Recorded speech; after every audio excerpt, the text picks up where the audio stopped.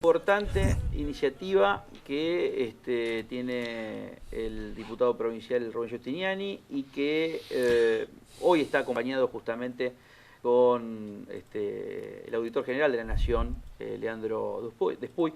Es el presidente de la Auditoría General de la Nación, uno de los órganos de control más importantes, y creo que los controles y los alcances que ha tenido justamente en la figura del doctor Despuy es importante, es importantísimo, digamos, se conocen muchísimos datos que se han dado, incluso de denuncias sobre el gobierno que pasó, no solamente hoy en esta crisis económica que estamos viviendo y cómo afecta a los precios, cómo afecta a las tarifas, cómo creo que es importante el trabajo del doctor Despuy en el gobierno que sucedió de Cristina Kirchner y también de Néstor Kirchner.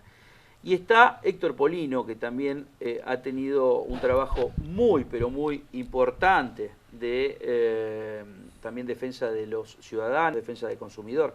Gracias a los tres por estar. La verdad que gracias por la invitación. Aquí. Gracias, buenas tardes. Gracias, diputado. A ver, ¿cómo arranca toda esta actividad que está desarrollando dentro de la legislatura de la provincia con dos figuras de la política y de la vida institucional, digamos, también del país? Bueno, es poner en agenda un tema fundamental el día de hoy. Estamos en una realidad donde nos encontramos con la gente por la calle que nos dice, ¿qué hacemos? ¿Quién nos defiende? Paren la mano con los aumentos. Entonces, esto es el contexto donde te acostás a la noche, te levantás a la mañana, la nafta en 4 meses aumentaron el 30%.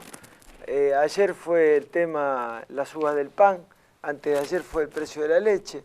La semana pasada fue el problema de los comercios que no pueden pagar los servicios que tienen que pagar. Las prepagas. Las prepagas que también en estos 4 meses del año llega casi a un 30% de aumento. Los clubes de barrio fue tema del día de ayer, que no pueden pagar los servicios y ven peligrar abrir sus puertas. Es tremendo eso, es tremendo. Ese detalle me parece que marca justamente la foto contundente, momento, ¿no? Una foto de la realidad. Entonces, nosotros estamos cumpliendo, Rodrigo, un compromiso de campaña electoral que hicimos con Ciro Burge y Pablo Oliver, de un agujero que hay, un hueco, un vacío en nuestra provincia de un proyecto de marco regulatorio de servicios públicos.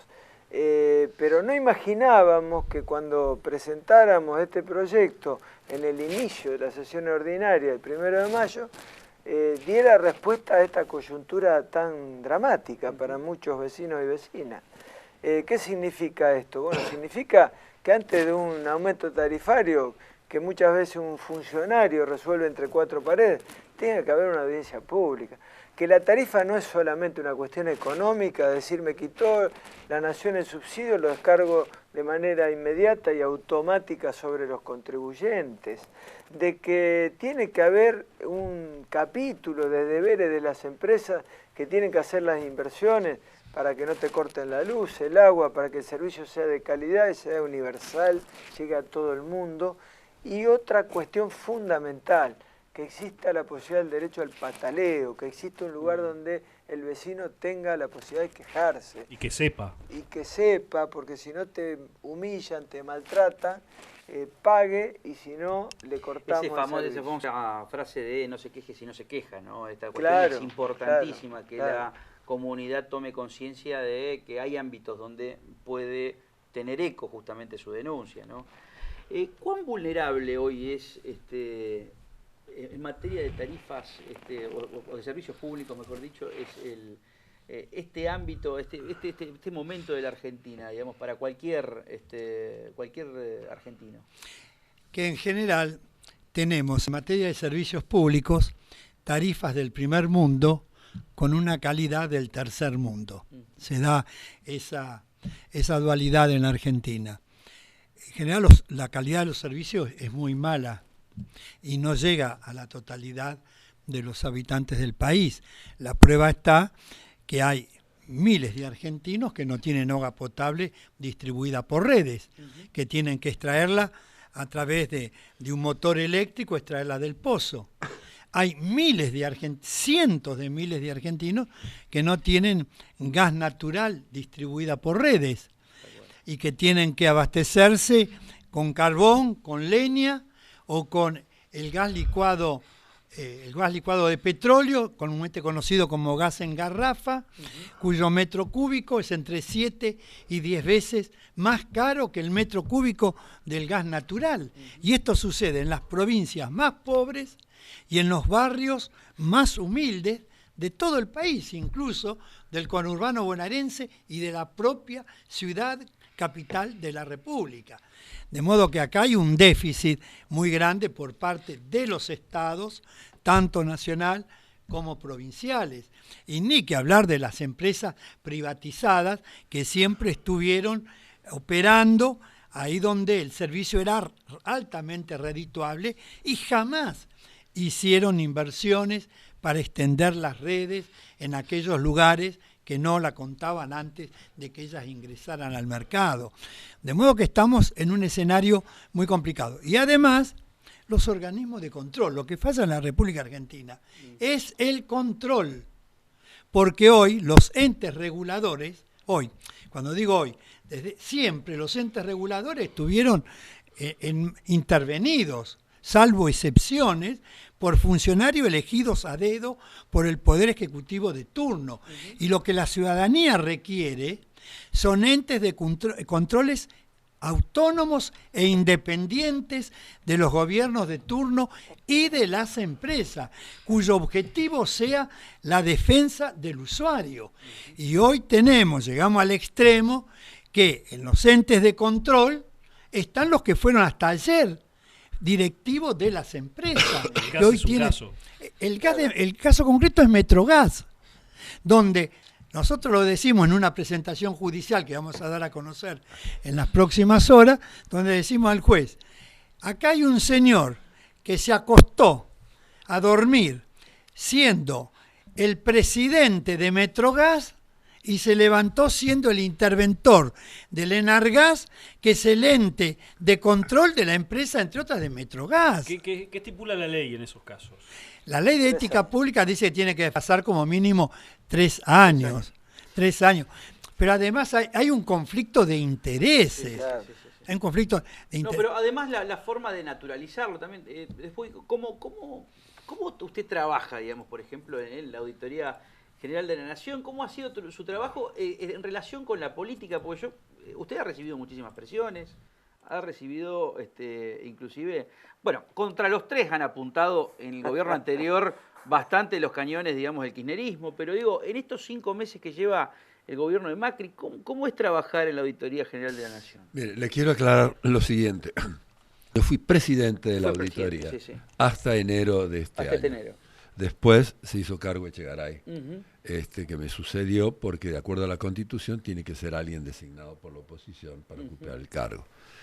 Entre paréntesis recordaba que con un colega también de Santa Fe, que nos acompañamos mutuamente en el Colegio de Auditores, Oscar Lamberto, que es suegro, creo, del senador al que usted entrevistaba con anterioridad. Sí. Y la verdad que se llevó adelante una tarea muy ímproba y de una enorme energía que logró inclusive superar esas dificultades que fueron muchos los hostigamientos, pero en definitiva el trabajo de la auditoría quedó como una cuestión ejemplar que hoy se ve reflejado en el hecho de que prácticamente las principales causas que hoy se siguen en los tribunales tienen como sustento probatorio precisamente nuestros informes. Pero esto no debe llevarnos a olvidar que quedan muchísimas distorsiones que están planteadas y que se trasladan a la actualidad. Él ha señalado una de ellas, ¿no? De ahí la importancia que tiene encontrar mecanismos, remedios legales, concretos, específicos, como este proyecto de ley, para defender a la ciudadanía de estas tarifas, de estos movimientos, de estas, decisiones que no tienen ningún tipo de control ni consulta ciudadana y que inciden directamente en la calidad de las personas. Pero entre las distorsiones que se prolongan hacia el futuro, fíjese que quien me reemplaza a mí es precisamente alguien que ha llevado adelante la mayor parte de las actividades importantes. Se audita a sí mismo en los sectores más delicados y además aparece implicado en los principales escándalos que hoy, diríamos, se registran a nivel nacional. Y él, como uno de los protagonistas, va a decir que aquí está la contracara de la auditoría. La auditoría pudo llevar adelante una tarea de control objetivo con profesionales excelentes y crear un prestigio, una autoridad, y de golpe usted se encuentra con que pasan estas cosas, y de ahí la importancia de tener marcos jurídicos muy claros que impidan que se generen estas situaciones.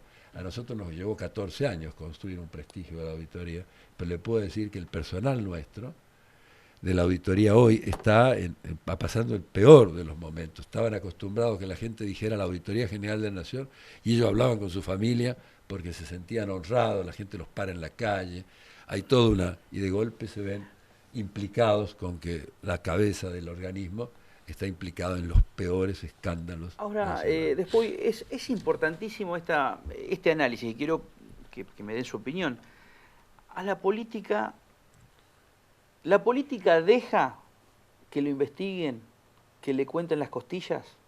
Es importante esto desde el punto de vista administrativo, ¿no? O sea, estos organismos de control, cuando actúan, ¿cuál es la reacción de la política oficialista? O sea, el gobierno de turno, no importa la bandera política, porque hay una sospecha de parte de toda la gente que dice, bueno, a los gobiernos no les gustan que les cuenten las costillas. Digamos. Y a este en particular, mejor dicho, al gobierno que acabó de las funciones en particular y lo demostró públicamente y llevó adelante una política de hostigamiento, de denigración, inclusive de persecución. ¿Recuerdan ustedes que cuando yo fui al Congreso precisamente a presentar el informe sobre la tragedia de Once, en vez de decirme, bueno, qué bien, por lo menos se produjo ese informe que preveía esa tragedia, me dijeron en ese momento en la Comisión Parlamentaria Mixta que yo había dejado de ser auditor hacía 2 años y que realmente tenía que devolver mis salarios,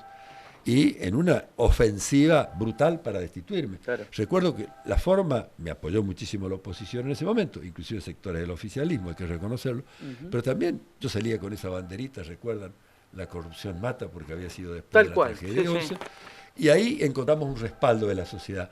A lo que apunto es que hay que articular estos mecanismos, como es el mecanismo de esta ley, para que también la sociedad tenga una participación más directa a través de mecanismos que puedan neutralizar esta omnipotencia del Estado, cuando sobre todo hemos tenido gobiernos que en vez de estar a favor del público, han implementado políticas que han estado en contra de ellos. Y no solamente hay que señalarlo con respecto a los fondos públicos, en el sentido de las desviaciones, hubo y está demostrado un enorme daño en la calidad de los servicios. No olvidemos que el gobierno anterior fue el gobierno que más fondos destinó a través de los subsidios, y en general provocó el efecto completamente contrario. Mientras más puso, peor se prestaba el servicio, porque se había generado un mecanismo de vueltos y de prebendas y de gratificaciones.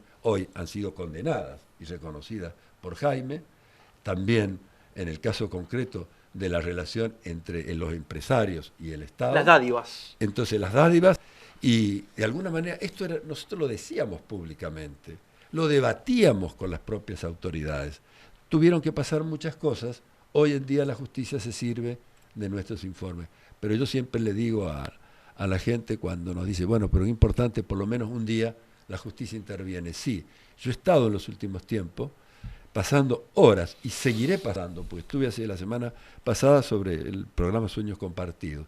Tengo Fútbol para Todos, ya pasé varias auditorías sobre compra de material ferroviario España y Portugal, que es chatarra, y la tragedia de Once. En la tragedia de Once tuve 9 horas y media en una declaración continua, porque es la auditoría la que se transformó en el único organismo que trae todas las pruebas. Es cierto que teníamos, pero esta no era nuestra función. La ausencia de investigación nos transformó a nosotros en un organismo que sirve de referencia jurídica, como teóricamente en principio no lo tendría que haber tenido.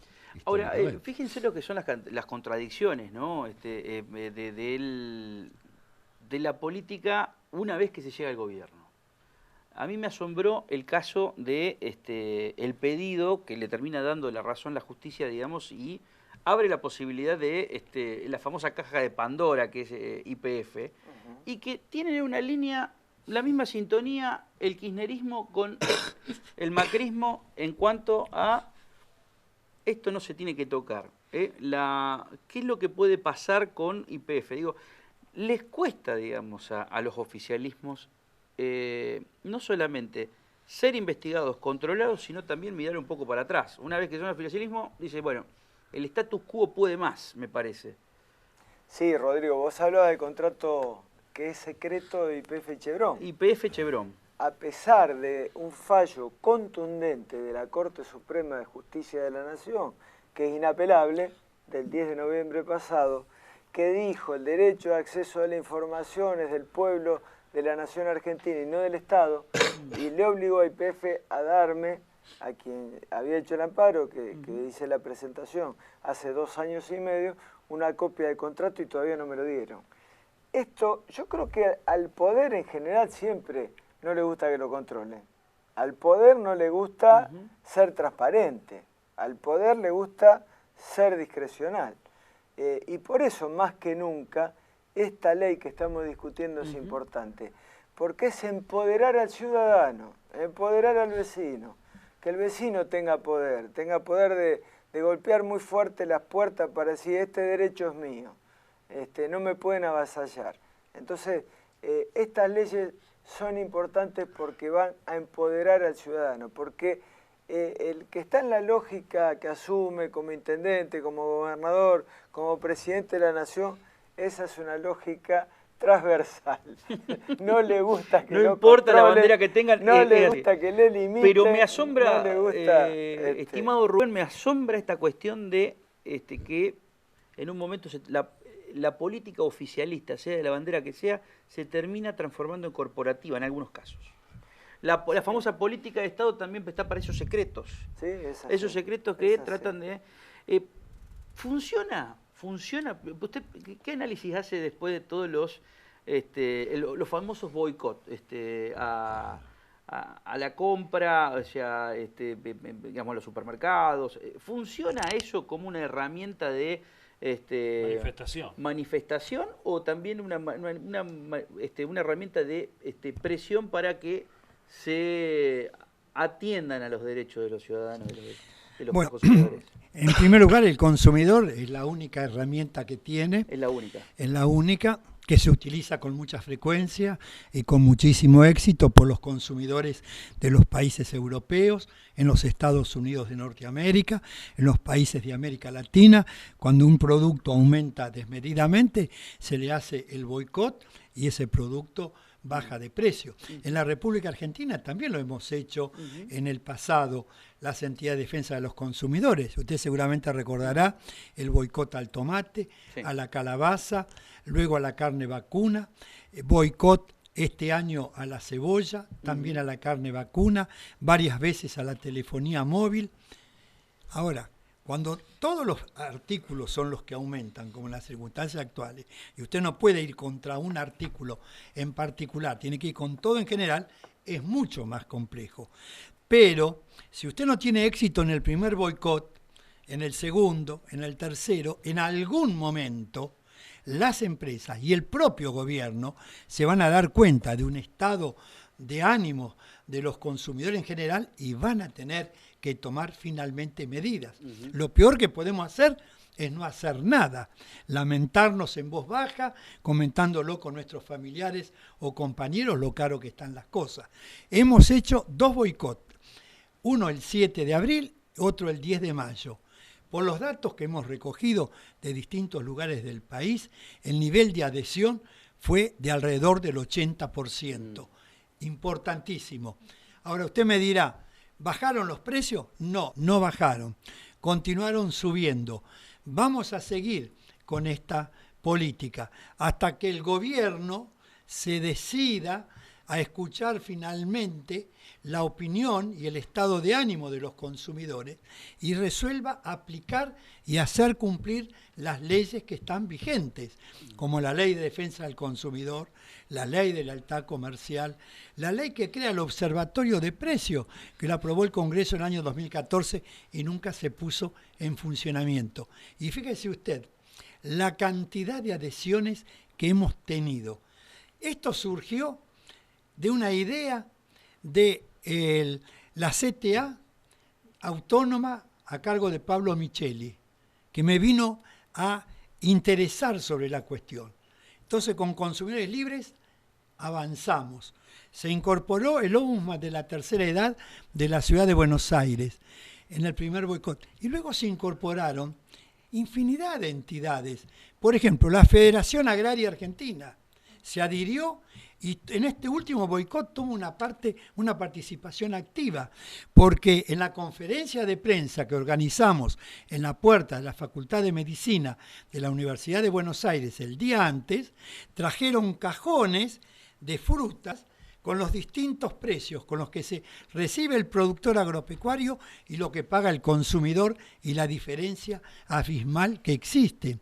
Se adhirió la Federación Universitaria Argentina, se adhirió el Partido Socialista, el GEN, Libres del Sur, se adhirieron ligas y asociaciones de consumidores de todo el país. Se adhirieron, por ejemplo, la Cátedra de Nutrición de la Facultad de Medicina de la Universidad Nacional de Buenos Aires. Y podría enumerarle de modo tal que cada vez más entidades de la sociedad civil se han incorporado. Asociaciones civiles, gremiales, políticas, etc. De modo que es una herramienta idónea y la vamos a seguir utilizando. No puede ser que las empresas remarquen por las dudas porque nadie las controla, porque acá lo que está fallando es que el gobierno nacional no aplica las leyes. Parte de un principio de 2 siglos atrás, que el libre juego de la oferta y la demanda va a regular el mercado. Eso cuando hay competencia. Pero cuando 5 grandes cadenas de supermercados que concentran el 70% de las ventas minoristas en el país, ¿de qué competencia me está hablando?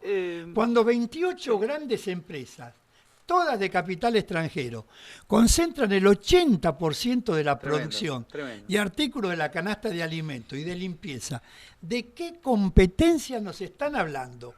Y se va a resolver el problema haciendo invocaciones a la buena voluntad de los empresarios.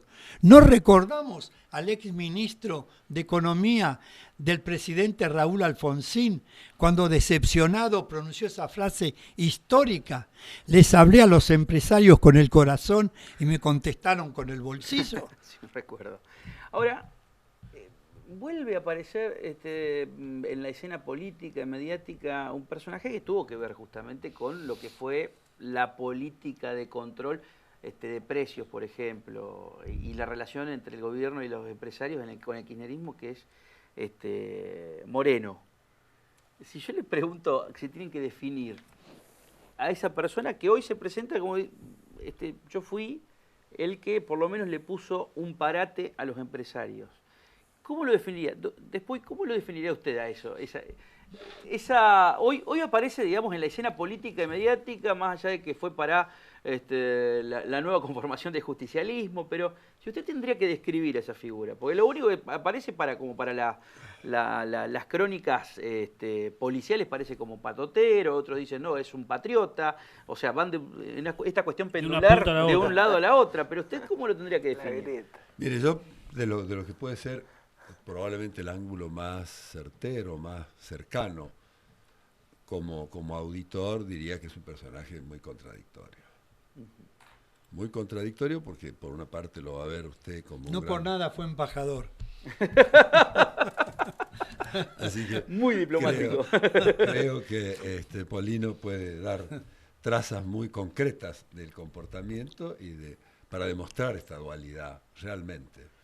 Cuando uno audita a alguien, generalmente trata de no juzgarlo, simplemente de establecer, diríamos, a través de los informes. Y la verdad que en algunos casos hemos hecho observaciones serias con respecto al problema del control. Él ha sido no solamente secretario de Comercio, sino que también estuvo a cargo, tuvo funciones en comunicaciones y otras entidades donde tuvimos oportunidad de conocerlo de cerca, auditarlo, y que me llevan a esta conclusión. ¿Polino? Que ni una metodología, ni la que se aplicó en esa época, ni la actual, son las indicadas para poder dominar y poner en caja a los grandes grupos del poder económico. La única manera es haciendo cumplir las leyes que están vigentes. No hay otra. Ni la amenaza verbal, por un lado, ni tampoco el dejar hacer pensando en que el mercado va a resolver todo. Aplicar las leyes que están vigentes. Para eso funciona el Parlamento, por eso tenemos la división de los poderes.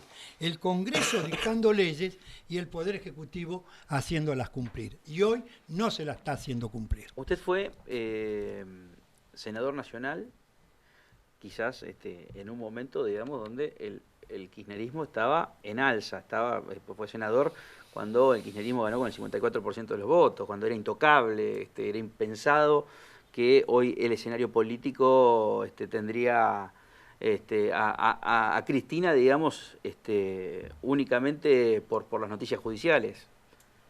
¿Cómo fue esa figura de Moreno y ese control que ejercía el kirchnerismo? Bueno, pero la Argentina nos tiene acostumbrados a estos procesos. Quienes ya tenemos algunos años hemos visto que vamos de la hegemonía a la ingobernabilidad, vamos de la suma máxima del poder a la posibilidad de las rejas, ¿no?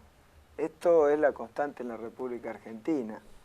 Me parece que tenemos que asumir una enseñanza de esto, de quienes empiezan nuevos gobiernos, tienen que entender de que se trata de construir políticas de Estado en favor del ciudadano, que es salud, que es educación, que es vivienda, que es dar una calidad de vida mejor, que nadie tiene comprado el poder para siempre, que la gente en algún momento premia con su voto y en otro castiga, y que por lo tanto no tomarse tan en serio, tomarse en serio para trabajar todos los días en función de la representatividad popular que le dan los votos. Pero ese poder es efímero y por lo tanto el ejercicio de ese poder se debe ver siempre con esa perspectiva hacia adelante de trabajar en favor de la gente. Gracias a los tres. Gracias. Tendríamos que empezar a hacer 2 programas, digamos, con la cantidad de informes de auditoría que ha generado. Ahora me viene a la cabeza lo de 11. Creo que lo de 11 es total y absolutamente ahora, la radiografía de... Es injusto, Rodrigo, porque le tendría que agradecer a Moreno que le dé tanta prensa. Estuvo teniendo una especie de River Boca, digamos, en un momento, con sí, Moreno. Sancionó a Consumidores Libres porque decía que los precios aumentaban. No, es una cosa... En lugar de sancionar a los que aumentaban los precios y se beneficiaban con esos aumentos. Nunca tuviste tanta prensa como Moreno. No, pero lo de 11 fue una... Realmente. Es una, me parece que una de las grandes vergüenzas de la historia argentina, ¿no? Sí. Realmente porque se preveía, había un debate público sobre la posibilidad que ese deterioro creciente podía desembocar no solamente en una calidad del servicio pésima porque había descarrilamientos, etcétera, sino en una tragedia que finalmente se produjo y queda esa lección, esa moraleja. No porque usted lo prevé, lo anuncie, se evita en este país. Ahora, aparece debido, ahora en la escena judicial también. Sí. Después de esos informes, después de que le dio la razón la justicia a usted también, a ahora muchos familiares. Ahora van más arriba. Eso es la pregunta. ¿Puede llegar a Cristina eso? Y puede llegar a todas las altas autoridades, porque en general en el tema ferroviario los informes de auditoría se conocían, se debatían públicamente. Nadie puede decir que no estaban al corriente de nuestros informes que denunciaban dádivas, que denunciaban corrupción y, diríamos, actos descarados de malversación de fondos. Y también, sobre todo, que había mecanismos en los cuales el Estado ponía los fondos, seguía poniendo fondos y, no obstante, no se lograban los resultados ni se aplicaban a las finalidades para las cuales eran otorgados. Por ejemplo, para las tareas de mantenimiento, las inversiones, etcétera. Esto hizo que cada vez el servicio se prestara de peor manera, cada vez el Estado ponía más dinero y el servicio se prestaba de peor manera. Se había generado una cultura al incumplimiento que no solamente transformó al Estado, a los fondos públicos, una captura, una pelea por la captura de esos fondos públicos, sino que generó consecuencias muy directas sobre la vida de las personas. No hay que pensar solamente el daño que implicó esas considerables sumas de dinero que se destinaron a eso, al ferrocarril y a otras cuestiones que no tuvieron un destino, sino las consecuencias que la no aplicación de esos fondos tuvo sobre la gente.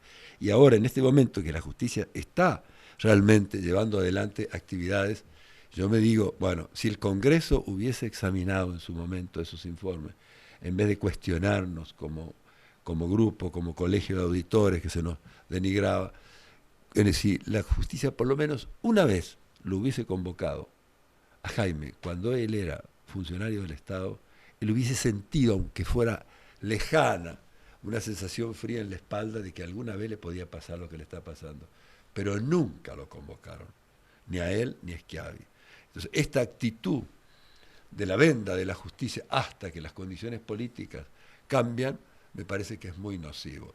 Y de ahí es un poco la idea que me anima a poder explicar toda esta cosa, pero sobre todo a la necesidad de apoyar aquellas iniciativas que significan un resguardo para transformar un Estado en contra de la ciudadanía, en contra de lo público, por un Estado obligado a custodiar. Y lo digo en una provincia como Santa Fe, que presenta un gran déficit. Yo lo comprobé cuando tuve que auditar la tragedia de la calle Salta, donde me encontré con algunas dificultades para acceder a la información. Rosario, sí. En Rosario. Y la verdad es que, en gran medida, en este caso fue la actitud reticente de quien en ese momento era el interventor del Energas, que no nos entregó la información, tuvimos que ir a la justicia para poder dar terminación a ese informe que no alcancé a firmar, pero que estaba muy avanzado en el momento. Entonces, esta ley es muy necesaria, porque si nosotros hubiéramos hecho esa auditoría, le puedo decir que la justicia en este momento a lo mejor tendría insumos, pruebas, elementos concretos, objetivos, técnicos y científicos debidamente elaborados que le ayudarían mucho en el juicio, como le está ayudando a los jueces en el caso concreto de Fútbol para Todos, de Sueños Compartidos y del tema ferroviario. Tengo miedo, sí, con respecto a lo de Jaime, que únicamente quede una causa de dádivas. El mal menor, como se dice. En este caso él ha sido condenado por dádivas reconocidas, ha sido condenado por estrago y en el caso Jaime, sobre todo por malversación de los fondos públicos, Schiavi por estrago y el tema de los fondos públicos. En el caso concreto de la compra de material ferroviario a China y mejor dicho, a España y Portugal, que es una vergüenza. Yo les puedo decir, hay que leer ese informe porque no es un informe de auditoría, es una novela policial, es el despojo descarado de los fondos públicos, la verdad. Y cuando uno ve las secuencias que anularon los mail que probaban, tuvimos que hacer un informe de cero contra la justicia, porque Ollarvide nos boicoteaba absolutamente todo. Por ese otro expediente, informe de auditoría, ya está bajo prisión efectiva. Y vienen otros. Lo que le quiero decir que hay un arsenal que está como una espada de Damocles sobre funcionarios y altos funcionarios. Fíjese que en el caso, por ejemplo, ahora, a raíz de los informes y del testimonio que hemos presentado, la responsabilidad se ha elevado, en este caso, a la investigación sobre Debido. Y la verdad es que Debido no puede decir que él desconocía nuestros informes de auditoría y el debate público que nosotros teníamos todas las mañanas con quienes eran secretarios de transporte sucesivamente, y donde nosotros anunciábamos la posibilidad de algo que finalmente se produjo trágicamente. La última cortita, doctor Polino. ¿Es una matriz de pensamiento lo que hoy tiene este gobierno en los paquetes de medidas? Si es que tomó paquetes de medidas, son parches en cuanto a tarifas, no poder controlar los precios, la relación con los empresarios, dicen algunos, relaciones con las corporaciones. ¿Es una matriz de pensamiento o es un primer tramo con una perspectiva de segundo semestre, dirían algunos, tercer semestre, el segundo semestre un poco mejor? ¿Qué percibe este gobierno? Le pido sintético nomás. Que es una matriz de pensamiento, que pensar que en el segundo semestre vamos a estar mejor, yo creo que no. Y le digo brevemente por qué. El gobierno dice que va a bajar la inflación en el segundo semestre. Es posible, que baje la inflación, que vamos a tener inflación, que va a bajar, pero porque va a aumentar la recesión.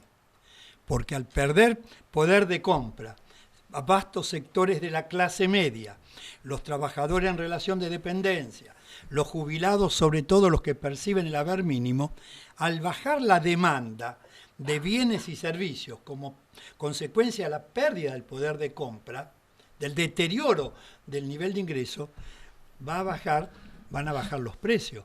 Pero vamos a estar en el peor escenario, inflación con recesión. Eso se denomina estanflación. De modo que no hay ningún éxito del gobierno. Vamos a entrar en la peor etapa. Lo que el gobierno tendría que hacer es, primero, no autorizar estos aumentos indiscriminados de las tarifas públicas del 300, del 600, del 700%, sin haber controlado las estructuras de costo de las empresas. ¿Sobre qué base está otorgando esos aumentos? Sobre los pedidos de las empresas, no sobre el análisis objetivo, serio, de la estructura de costos, y en consecuencia se autoriza un determinado porcentaje de aumento si correspondiera en función de la calidad del servicio y del compromiso de inversiones que las empresas pueden hacer en el futuro. Acá están gobernando las empresas. Las empresas piden determinado porcentaje de aumento y el gobierno se los concede. Y los usuarios, resulta que los jubilados tienen que esperar el mes de septiembre para que se produzca el próximo aumento. Y los trabajadores, que se renueven las convenciones colectivas de trabajo. Claro que va a bajar tal vez los porcentajes de inflación, pero va a aumentar la recesión, va a aumentar la desocupación, la pérdida del poder adquisitivo. Es el peor escenario. Gracias, Polino, gracias Puy. Lo felicito realmente, diputado, y espero que esto tenga el acompañamiento de todos los legisladores provinciales. Realmente es importantísimo el trabajo que usted está llevando, y con su capacidad de trabajo legislativo como dirigente político, y la verdad que este marco regulatorio para los servicios públicos es la piedra fundamental para que empiece a cambiar un poquito también los órganos de control aquí. El ENRES hoy no existe, realmente no existe el ENRES. Es para, perdón, me hago cargo yo nomás, para pagar acuerdos políticos y nada más. Esto es importante, digamos, tenerlo en cuenta. Y también digo otra cosa también, pues, de los acuerdos políticos, el Tribunal de Cuentas, que es el organismo que tendría que poner la lupa sobre todo. Tiene muy poco trabajo, se le conoce muy poco trabajo al Tribunal de Cuentas. Lo felicito, la verdad que es importante esto. Gracias, Rodrigo, gracias.